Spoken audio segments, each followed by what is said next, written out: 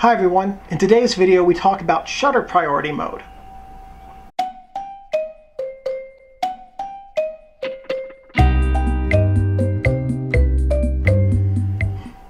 So for the last couple of weeks we've talked about manual mode and aperture priority mode. This week we're going to talk about shutter priority mode.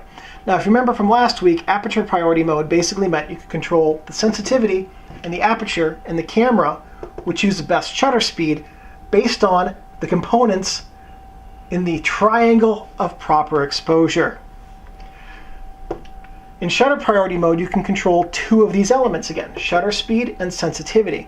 So you set your sensitivity to where you want it to be. Let's say you're out shooting a baseball game, you might want this to be a little bit fast, 400 or 800, so you can get a fast shutter speed. Then you set your shutter speed. Again, if you're shooting sports, you might want to try to get this up to a 4,000th or an 8,000th so you can get a really good action shot where the guy's sliding into first base and there's dust going everywhere and, you know, that sort of thing.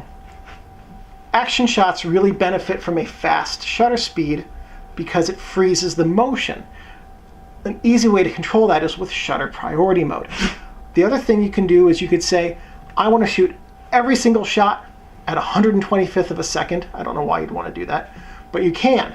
Regardless of what you're doing, when you select your shutter speed and your sensitivity, your camera will select the best aperture for that shot to deliver a proper exposure.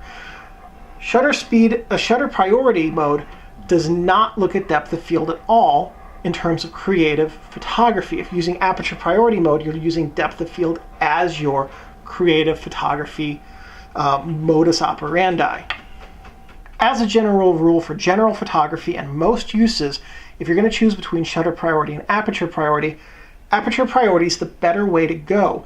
It gives you creative control over depth of field, subject isolation, and things like that. For some uses such as sports and action shots, shutter priority is very likely the way to go, as it allows you to freeze motion, and that's really one of the strongest uses of shutter priority mode. The other option you can do with shutter priority is you can force the camera to blur motion.